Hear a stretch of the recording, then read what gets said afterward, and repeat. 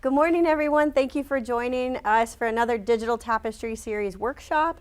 Today, we're bringing you Shawn Waldman, who is expert, CEO and founder of Secure Cyber Defense.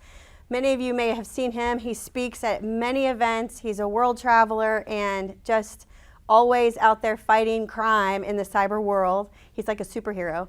So we're very excited to have him here today. And if you've missed it, please check out our Digital Thread Bites podcast, episode 6.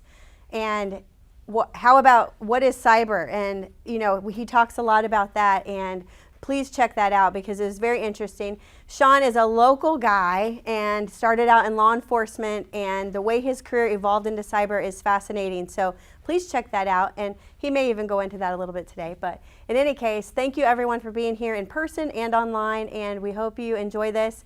And we will come back on at the end and give a plug for the Digital Summit that's coming up next month. So thanks for being here.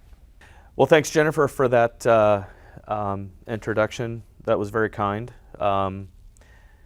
Over the top a little bit, but I'll try and hold up to the superhero piece. My name is Shawn Waldman. I'm the CEO and founder of Secure Cyber Defense. I want to thank you all for joining me today.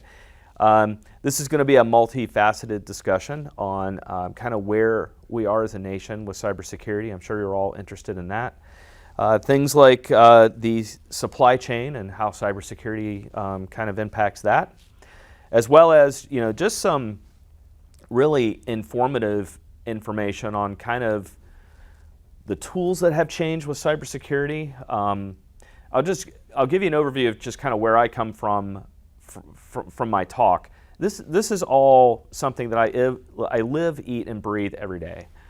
So cybersecurity is something that we're involved in with multiple companies, multiple verticals, out of country, in country. Jennifer kind of alluded to a little bit of the world traveler stuff, and I was speaking with some of the folks that are here today in person about our involvement with Israeli cybersecurity. And what that does as a public speaker is that gives me a completely different perspective, to come from a cyber aspect. So I'm hoping that I'm able to kind of weave all that together today in a presentation that's informative. And gives you a different perspective of cyber and kind of how this is all working. So just some slides real quick. Everything I do when I public speak is about being prepared beforehand.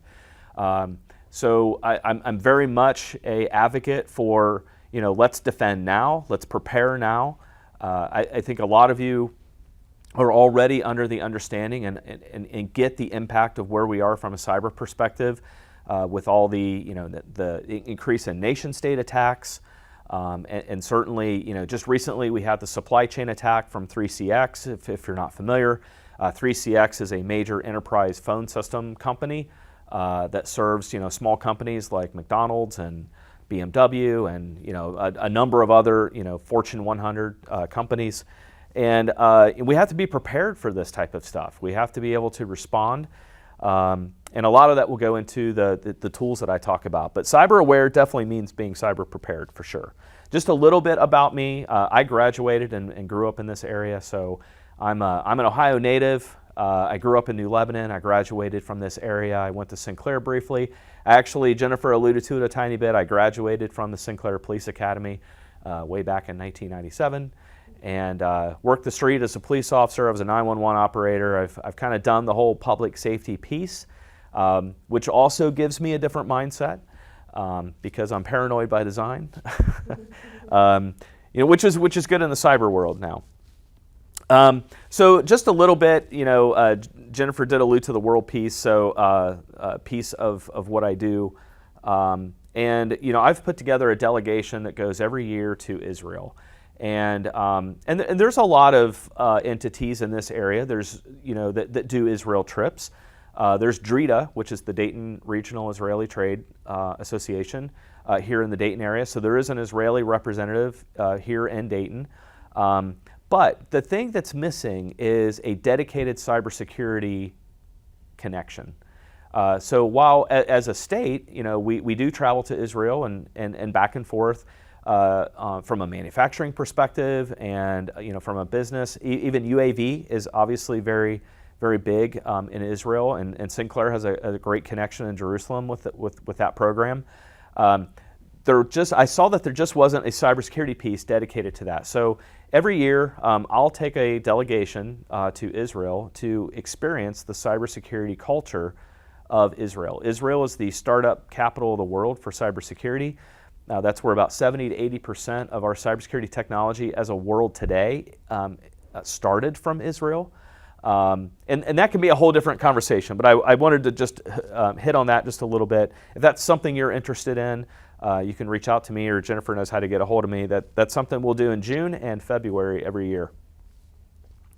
Just speaking from a little bit of my experience, we deal with a lot. Secure Cyber Defense is a local cybersecurity company here in Dayton. We deal a lot with local government. We're a dedicated cyber firm. Cybersecurity is all we do. And I'm flying through these because I just want to build a little bit of credibility in case you don't know who I am. I'm very big advocate for educating the community. That's a lot of the reason why I'm here today. Is not to do anything from a sales perspective, but just to educate you on kind of where we are from a cyber aspect. Critical infrastructure is obviously something I'm going to talk about a little bit today, and how important it is to secure our critical infrastructure. And a lot of times, people are like, well, what's critical infrastructure? Like, it's just water and electric, right? And it's not. It's our airspace. It's our hospital system. It's our air traffic control system. It's the U.S. Department of Homeland Security actually defines all those critical security areas. I think there's 16 or 17 different critical security areas, and those are all things that we have to be very aware of.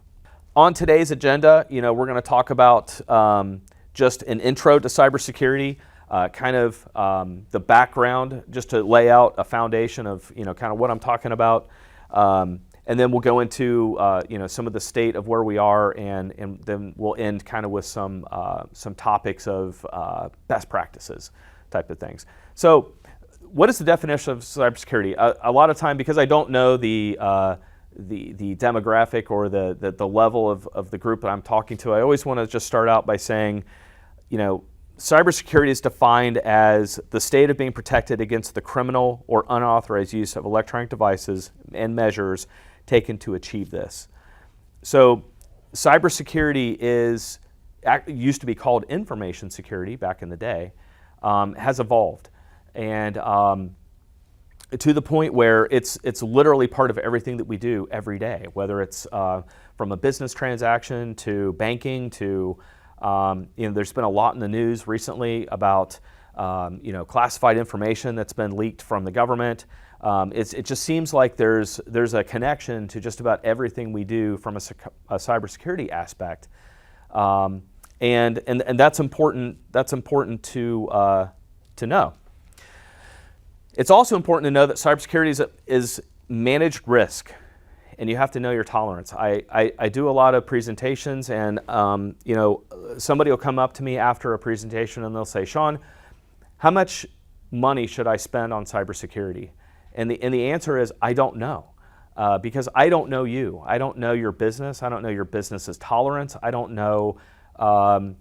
We were talking right at the beginning of the session. What do I do when my management says, hey, your cybersecurity stuff that you're deploying is way too restrictive, right? We've got to ease up on the MFA. We've got to, can we only have MFA on some people? Do we really need to spend that money on cyber? And really all of those discussions are being had because we're not having a managed risk discussion. So what is your tolerance? Cybersecurity is a journey. It's not a destination. This is not, well, how much can I just write the check for to just make this end? And there isn't an amount, right? There isn't a check. It doesn't end. It's escalation. It's a cyber threat or an issue that we deal with today is completely different than one a month from now, a year from now, 10 years from now. It's always entertaining for me for people to say, Shawn, what is your opinion on where's cybersecurity going to be in 5 to 10 years? And I'm like, 5 to 10 years? I don't know where it's going to be tomorrow, right? I mean, there's a lot of things that we talk about in this world about, passwordless technologies and zero trust and, all these things. And yes, those are definitely evolving technologies, but to be able to forecast 5 to 10 years from now is pretty much impossible. We also talk about not getting hit by the basics. And, there's a lot of basics out there, and there's a lot of, we call that cyber hygiene. What's just your basic hygiene? Do you have the right current tools? Do you have the right architected network today, a secure network that can defend itself? These are not the networks from 1980 and 1990 and early 2000s. Those networks and the networks that we've been taught how to design then are not the networks that we design now. So there are secure networks. Things like what happened with antivirus. Antivirus is pretty much gone. And everybody's had to evolve up to endpoint detection and response. EDR is the new technology. So even though we're having a risk discussion and we're having, that we're going down that path, we still can't forget that the basics will still always be in front of you. And the majority of attacks that happen today are people that have failed at the basics. They're not these sophisticated attacks that you might think. Some of them are. Some of them are not. And remember, statistically, you'll have a cyber event. I mean, heck, by now, most of you are probably like, yeah, I've had like 10. And that's certainly possible. It's but to find somebody today that's had 0 is probably non-existent. Many people are they're there. So just some basic cybersecurity terms. I think, we're given a presentation like this, some of the things that get lost in translation are just some of those basic terms. So things like a firewall. You've got to really be careful with that because a firewall is not what it used to be. Antivirus is not what it used to be. And we have to make adjustments. So there's certainly this underlying degree of education, right, that always has to be done. This continuous process of educating CEOs and boards and folks that we need to get them to understand that the technology has evolved, right? Your IT people are probably not your cybersecurity people. And 5, 8, my company's 8 years old, so I've been speaking on this topic for probably 10 or 15. And I think one of the number one things that I saw that translated over time is that businesses started really understanding that there was an IT budget and there was a cybersecurity budget. And I think that was really important to happen. That was evolution, and that was extremely important for that to occur, to see that split. Because there are still IT people today that say, look, I really don't want that responsibility because that's just not my skill set. That's not, but that doesn't translate at the executive level to the business. The business is still under the understanding that my IT guys have my cybersecurity back. And the reality is they don't. They probably don't. So a firewall, as we'll talk about when we get to the more of the kind of updates, best practices, a firewall is not just a firewall. A firewall has evolved to a next generation firewall. EDR and antivirus, we kind of beat that up a little bit, but antivirus has evolved. It has become EDR, and this is just from my experience. Be very careful from a purchasing perspective. So what we have seen over time is that, how do I put this as eloquently as I possibly can? Not all vendors are out there for your best interest. And that's unfortunate, but that is something that happens. And it's certainly something that is not exclusive to the cybersecurity industry, right? What that means is just do your due diligence. Make sure, what we've seen is everybody wants to put the words EDR on the end of everything they have. And just because it has the label does not necessarily mean that is the actual product. And I know that's a whole different discussion, but I'm just speaking, people call me because they want my experience. They want me to speak about the things that are happening. And this is one of the big things that I want to caution you about is, really make sure you've done your due diligence. Really make sure that you understand, is that a true EDR product? Is that really defending me? Because the majority of breaches that we see nowadays, 80% of them are because there was technology that was distributed and was installed, but it was configured incorrectly.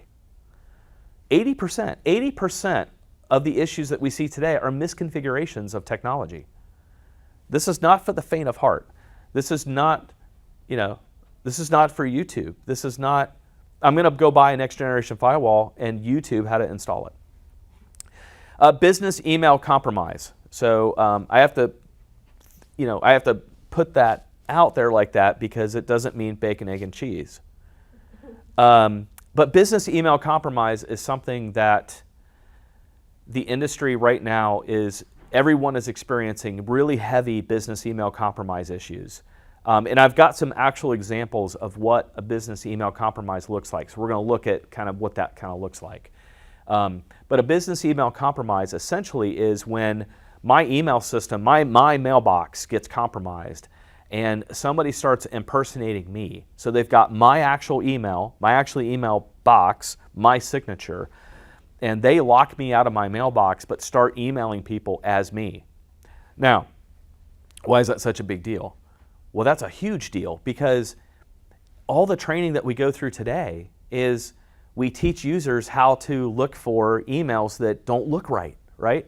So look for those misspellings, look for that domain that's just a letter off, right? A little bit off from the actual domain. Well, think about what you're going to get from a business email compromise. Well, you're going to get an actual email from me. It's going to be my real domain, my real email address, my real signature. And so everything in your mind is going to be like, well, that's actually him. So I should go ahead and proceed with going and getting all those gift cards that they want me to get, and I should do that.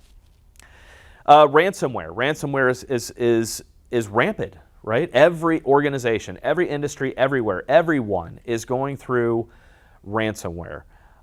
It's probably the number one thing next to business email compromise that we try and educate companies on how to protect themselves against ransomware. And unfortunately, it's not like the Matrix. It's not like, is it the blue pill or the red pill? Like what's my ransomware pill? I wish it was that easy, but there isn't one. There's a whole discussion and a whole methodology to protect an organization from ransomware. A lot of that has to do with things like hygiene and risk and all those things that I've been talking about. And then cloud. Gosh, if I had a nickel for every time somebody said, I'm just going to the cloud.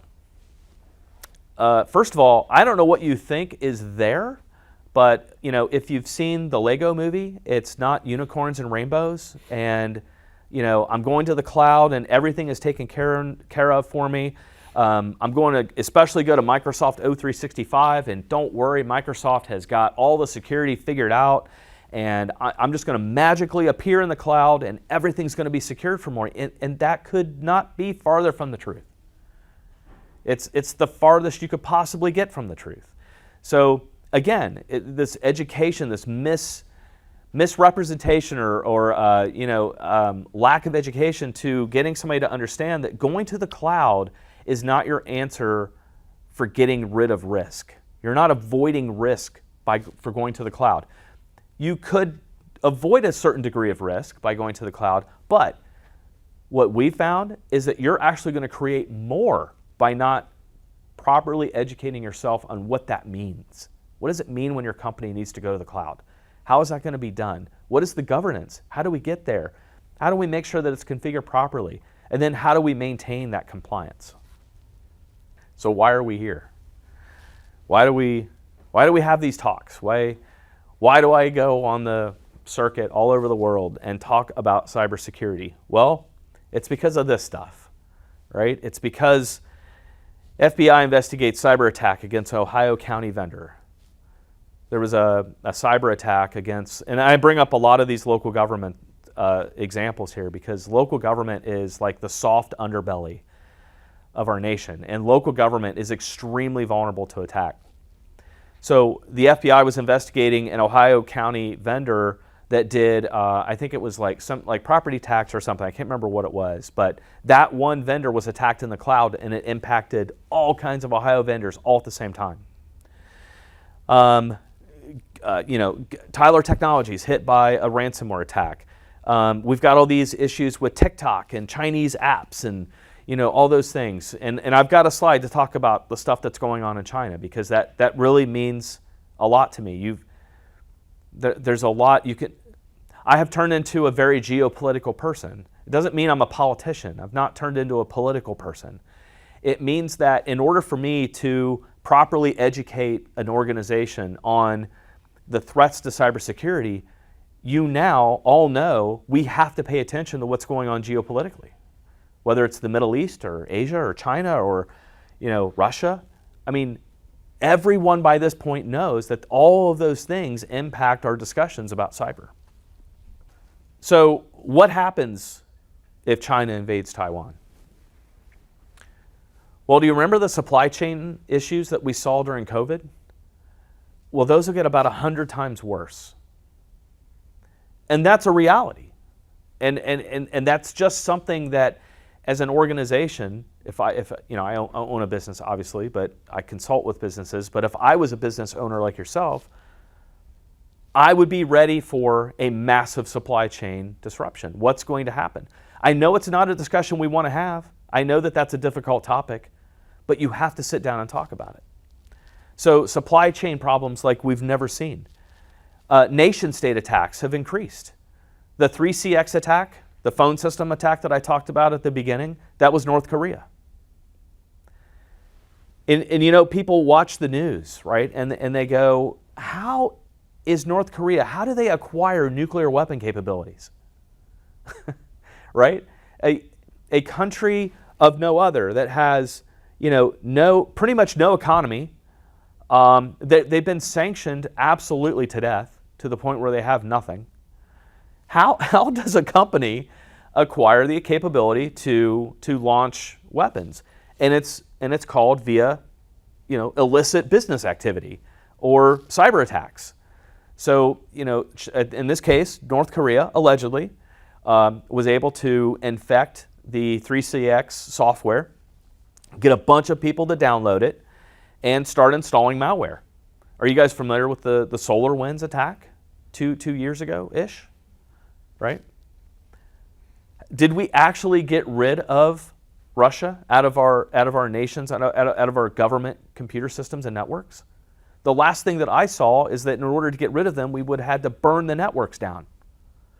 Because these are nation states, right? These are organizations that have unlimited resources. They have unlimited bodies, unlimited money, and that's hard to combat, right? There are talks that I give, separate talks on just how to combat a nation state. How do I defend against that? And just increased state attacks, right? This is all in the context of kind of like where we are right now in cybersecurity world. These are some of the biggest problems that we have to deal with right now. If some of you haven't seen the FBI video, you can actually YouTube search it, and just look up the video FBI Beijing, and there's a video about kind of where the reality is with our relationship with what's going on with China. It's a great video. So these are just some examples real quick on kind of email phishing campaigns. This particular one is an Evernote email phishing campaign. And I bring this up because these are precursors to cyber attacks, what you're seeing on the screen. So as a business, these are the things that my end users are getting. So this particular one, since I'm standing in a community college giving a talk, this particular phishing campaign actually originated from Owens Community College. And I just bring this up as an example because this is an actual email address. This is an actual email box of this person. And it was distributed to 144 others. So 144 other people need to be educated on what this is and what the potential impact is. Here's another one. So this one comes from Barracuda. And, all of us, have email systems that we integrate with, right? And we get emails from. And then almost all of us interact with a product that scans our email for us and, sends us a message that you've got a secure message, or these are the emails that are sitting in your quarantine. You better know what you're doing before you release them, because you could release a virus. We had a case just about 2 months ago where a client received one of those email messages that said, hey, you've got a quarantined email. And in that particular case, our system was warning that person to say, hey, I didn't deliver this email because there may have been something in there that might be a threat. And they released it. And what was in that email was an actual link to download ransomware into the company. So that person went ahead and clicked on the email, released it, and then continued to interact with it, downloading malware to their environment and starting a ransomware attack that thankfully was able to be stopped at that device because of EDR technology. This was the list of emails that it went to. This is just a tiny screen scrape of the complete list of emails that got associated with this attack. Now, these attacks are just out of control. We see these email attacks and these email campaigns every day. I was just talking with Jennifer beforehand. We investigate probably, now probably 4 to 5 a week. And that has doubled or tripled what we normally that would be like a month. Now it's like on a weekly basis. So that's the other thing that we've seen, right? So we've seen just this huge increase in cyber attacks. If you're not familiar with the cybersecurity kill chain, those attacks, those phishing attacks, are reconnaissance attacks. So most of those attacks are for credential grabs. So you'll go click on the email and you'll interact with it, and it'll take you somewhere else where it's wanting your username and password. That's what they're wanting. They're wanting to grab your credentials. So ransomware attacks, just by the numbers, are out of control. So in 2022, last year, these are documented attacks, right? So nobody has real data. Nobody actually has the data on every organization that's been impacted by a cyber attack. So in 2022, local government attacks were 38 attacks. The average ransomware demand was $1.06 million, over $1 million. Over 157,000 records were impacted, and just on average, 15,000 records impacted per attack. So this is sensitive information. This is personally identifiable information. This is date of birth, social security numbers, addresses, names, and this is just a small representation of the impact of what happens post ransomware. Because even still today, I get people that say, well, you know what? I think I'm probably just not going to get ransomware insurance or cyber insurance. I'm just not going to do it. Or, I'll probably just pay the ransomware because it's probably cheaper to pay the ransomware than it is to, have cyber insurance. And, let me just tell you, those are all really bad decisions, really bad. Cyber insurance is harder to get, for sure. The cyber insurance industry, insurance brokers really lost big off cyber insurance, and they're trying to course correct. So, there's been all kinds of talks about, will cyber insurance even be a thing 5-10 years from now? I don't know. Probably. It'll be in some other form. But, I think you just have to understand trying to predict the future of cybersecurity is not like trying to sit down with your CIO and project the capital expenditure spend of IT over a 10-year period. We can do that, right? I could give the average lifetime of a laptop and a desktop, and I can tell you a server's going to last for 8 years, and everybody has those numbers, right? We can do that, but what is going to be the next expenditure for the new cybersecurity tool that doesn't exist yet, that's being developed in Israel right now, that somebody is going to acquire, that's going to be, I don't know that answer. And I can't get that for you, and no one can. So number one threat to an organization is ransomware. On average, 23 days of disruption. There's been cyber attacks in this region, in this Southwest Ohio region, where I've known attacks to last for weeks and months at a time. Imagine not being able to transact business for months at a time. What happens if you can't ship that material? You can't bill that customer. You can't receive that money. What happens? You know, we've been called into dozens and dozens of cyber attacks where companies have been completely breached. And I'll have to look at a CEO at 1 o'clock in the morning on a Saturday that has been reduced to nothing within minutes. You have no financial records. You have no customer orders anymore. Your ERP system has been knocked out online.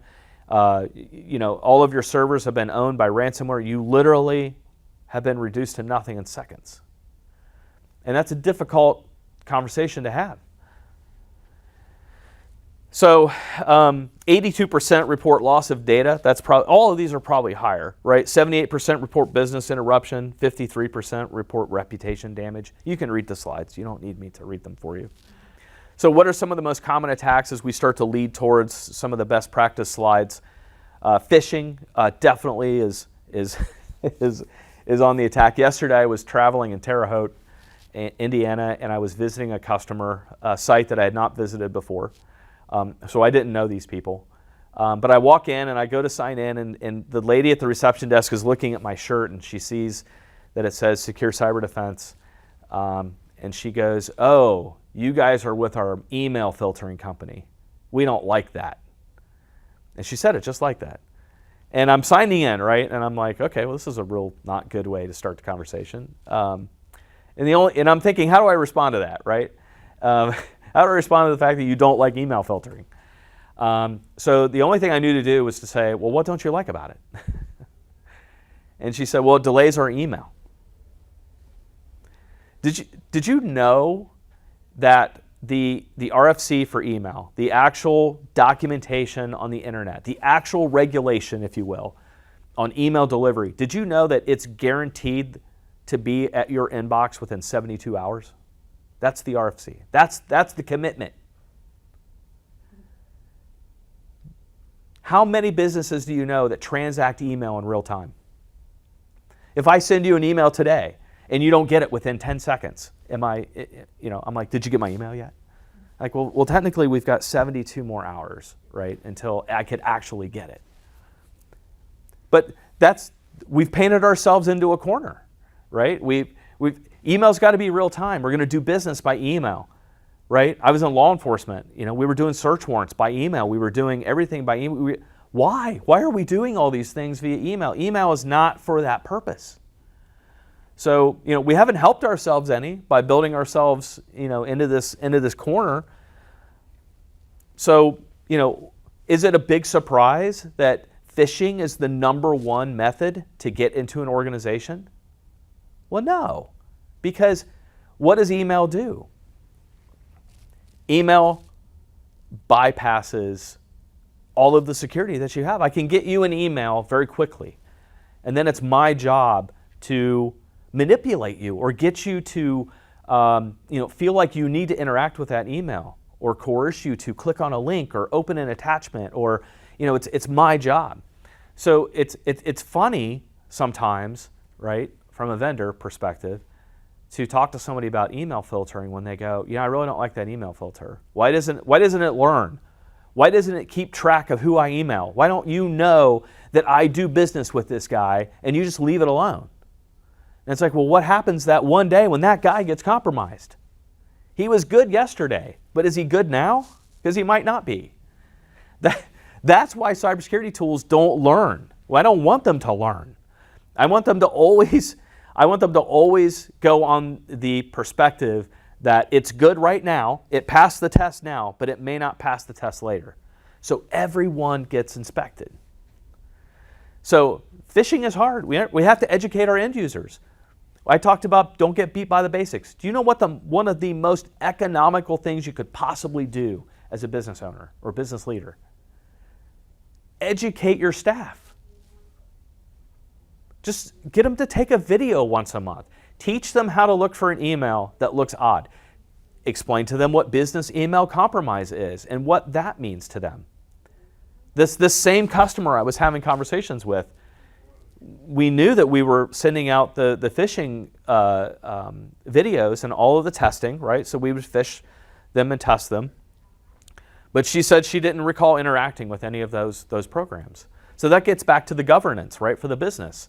Are you making sure that your people are taking the tests? Are you making sure that they're taking the training? How do we deal with the fact that they don't take it? Or the big question, the $1 million question, what do we do with that employee that keeps failing? Do we fire them? I don't know. Do you? Are they a risk to your organization? I mean, if they're going to continually not obey and they're going to continually put you at risk as a company and they're failing the training. If you're a forklift operator and you keep failing the forklift training, do you keep letting them drive the forklift? They could probably do a lot of damage with that thing, right? I don't know. I mean, these are all rhetorical questions. I don't have the answers, right? I can't just make recommendations like that. I can't say, well, I think you should just fire them, because I don't know your business, right? I don't know. I don't know what you do. I think that might be something that you consider. Ransomware, of course, and business email compromise. All right, cyber insurance. I'll talk on it just for a little bit. So yes, it's increasingly difficult to get, for sure. The requirements have certainly increased. I remember back in the day, you could get a $2 million policy, you could fill out like 6 questions, and it was probably going to cost you like $750 to $1,000 a year. Those days are way gone. So my business had a 25% increase. 25% increase just in cyber insurance. So the requirements have certainly increased. Cyber insurance companies or insurance organizations are definitely, you get a self-assessment questionnaire. You'll get that questionnaire. You have got to fill that out with accuracy. Make sure you understand those questions and that you're answering them correctly. Because do you know what happens with that form? As soon as you have a cyber intrusion and you report that, that is the document they're going to. How did you answer the question about your cybersecurity posture? It said you had a firewall, and you checked that box, right? Because somebody that you asked, hey, we have a firewall? Yeah, we got a firewall. Turns out you had a router. And that's not actually a firewall, right? So then what happens? Well, if you look at the exclusions area of the insurance policy, if you answer incorrectly, whether you meant to or not, that does not matter. It doesn't matter. Well, I thought, nope. It's a legal document, and you answered you had a firewall and you did not have one. So therefore, your policy, potentially, is null and void. So you've got to be careful. Payouts are decreasing. It's getting increasingly hard to get that payout. Just because you have a $2 million policy doesn't mean that when you fill that form out and you call in and you say, hey, I've had a cyber intrusion, that they're going to just email you a check for $2 million or mail you a check for $2 million. It's not going to happen that way because of the exclusions. You've got to understand cyber insurance. You've got to get an attorney. You have to get an attorney that understands cyber insurance. You need to have counsel look at that. Don't ever sign, well, in general, don't ever sign a legal document unless you understand it, right? So it's not just about getting the cyber insurance, it's about really understanding that policy. And then please don't be tempted to drop it. Well, I had a cyber intrusion a year ago and I didn't get anything out of it. That's not the reason to drop it. Why did you not get paid out? In the defense of the insurance company, they're not purposely trying to defraud you. It's a business. They've generated a product that have some terms and limitations and guidelines, and you have to follow those in order to get the best outcome of your insurance. So let's talk about some best practices as I wrap it up here. I think, in my opinion, that before anybody purchases cyber anything, enters into any agreement with anybody, you should get a third party to assess where you are today. Because if I put myself in your shoes and I say, I'm going to be a business owner, I'm going to be a manufacturing company, and I'm going to be the CEO, pretend. I would fail at that miserably. If I needed to make a move with cybersecurity, how would I do that? Well, I'm not going to make a decision about anything until somebody tells me where we are today. Where are we? Do we have any cybersecurity? Is it current? Is it installed correctly? Are there any other risks? Where are there other vulnerabilities? What do all of our vendors need? Hey, I'm also doing business with the Department of Defense. So what are those requirements? What do I have to meet as a business to continue to operate as a business? If I have DoD contracts and I know I need to comply with DFARS or CMMC, where am I with that? So give me intelligence as a business owner and a leader to be able to go back and evaluate where I think we should go next based on actual data. So don't ever make a move in cybersecurity or really in any business based on feeling. I feel like we're super busy and I think we need to hire 10 more people. Well, any business leader right now is looking at this going, well, that's obvious, Shawn. That's the most ridiculous thing I've ever heard. You don't ever hire somebody by feeling, right? But how many times do we just, in the dark, sometimes that's what it feels like, crawl on the floor in the dark, right? Just feeling our way around cybersecurity and trying to figure out what is the right thing to do. So get EDR as soon as you possibly can. If you hear the words, ESET, Kaspersky, WebRoot, Norton, any of those, you're on the wrong path. Get to an EDR platform, an actual EDR platform. Definitely have your email filtered by a third party. This goes up there with that conversation about the cloud. Don't just rely on the cloud email filtering. You need to have a third party. And if your users are complaining about your email filter, it's probably doing a good job. Educate your users continually. Don't ever stop. It's always changing. Invest in platforms there's platforms like KnowBe4, and there's a great Israeli platform as well that we were working with and looking at for end user education. But get something. Find something.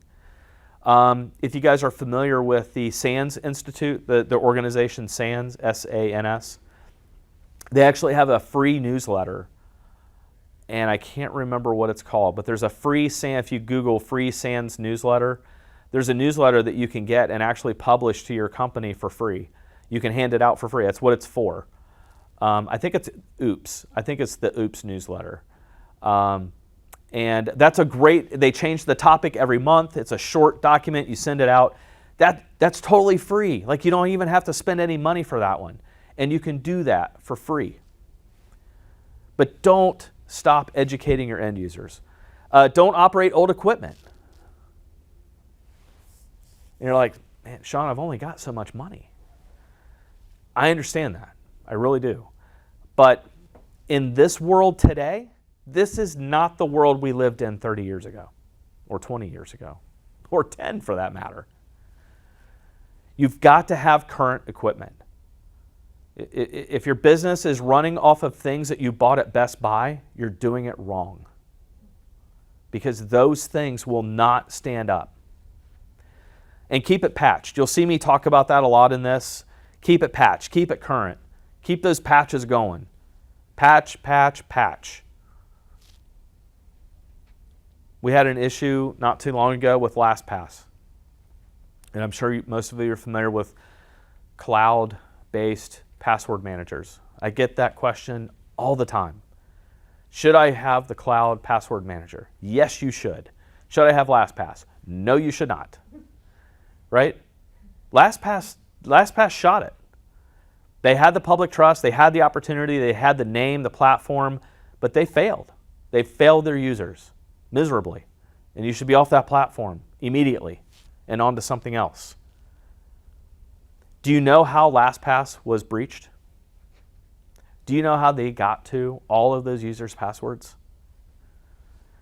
They got through a user's home Plex server.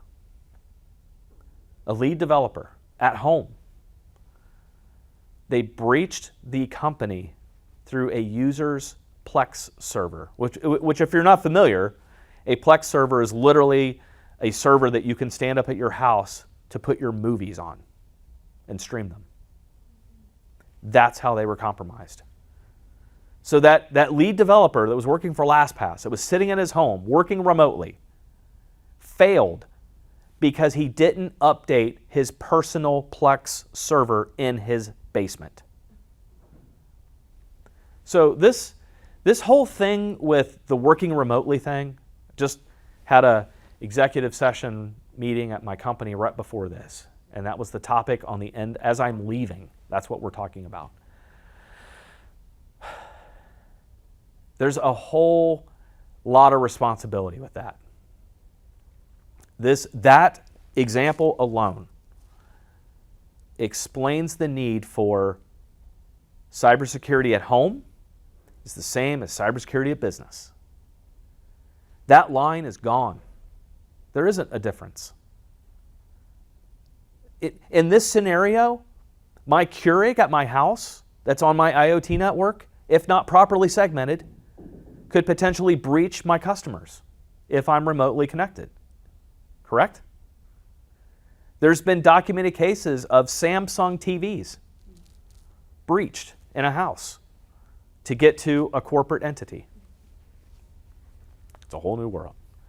Use multi-factor on everything. Everything. I often give talks and I talk right straight through. I'll mention Facebook just as fast as I'll mention LinkedIn, as fast as I'll mention your bank. And I'll weave them all together. And I'll say, I don't care what you have.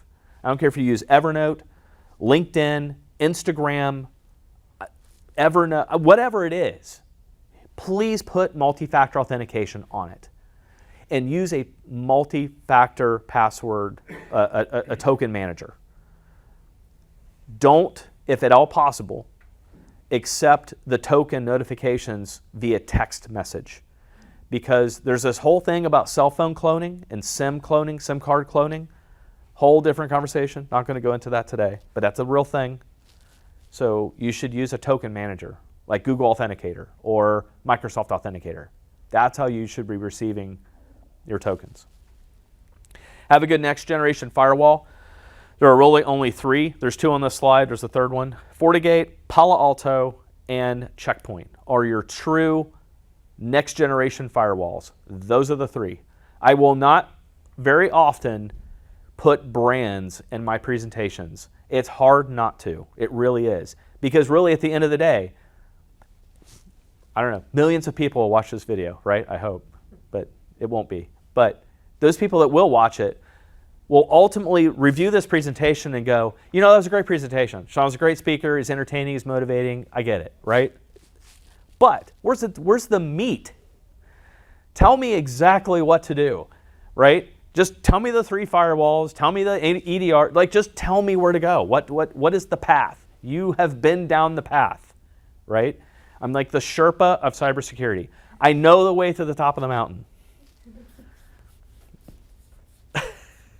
By the way, I don't know how to answer that question. I just threw it out there and then I don't know how to answer it. So where do you get the meat? I don't know. Get to know me, I guess. Partner with an external firm trained to monitor and respond to threats 24/7. This is not for the faint of heart anymore, I said, right? This is not the time where you experiment and go, well, you know what? We're going to take on these interns. And there's nothing wrong with interns, right? But the interns are not going to be your trained and monitored 24/7 firm. They're not going to be the ones that know how to investigate threats and respond to nation states. Watch your external exposure. I've worked with a lot of companies and they go, I don't even know how many websites we had. I didn't know we have 20 websites? I thought we only had 1. I didn't know we had 15 domain names. I thought we had 2. And watch API use.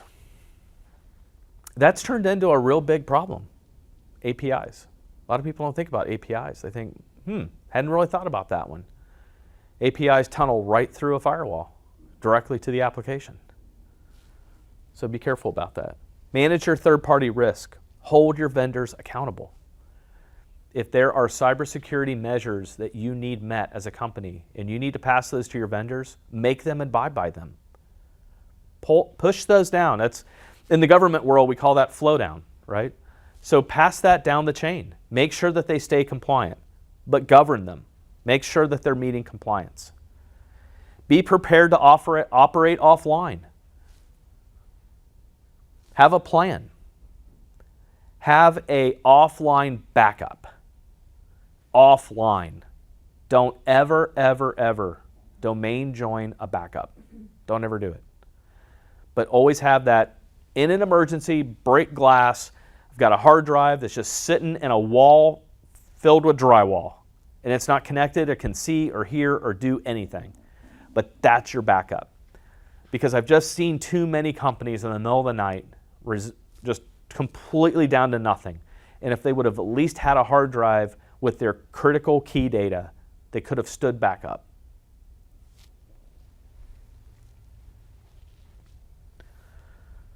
And that's the end of my presentation. Thank you all for coming. I appreciate it. Like I said, if you have any questions, I'm big on LinkedIn. I have a lot of followers on LinkedIn, so you're more than welcome to interact with me there or catch me out in public doing other presentations. So thank you very much.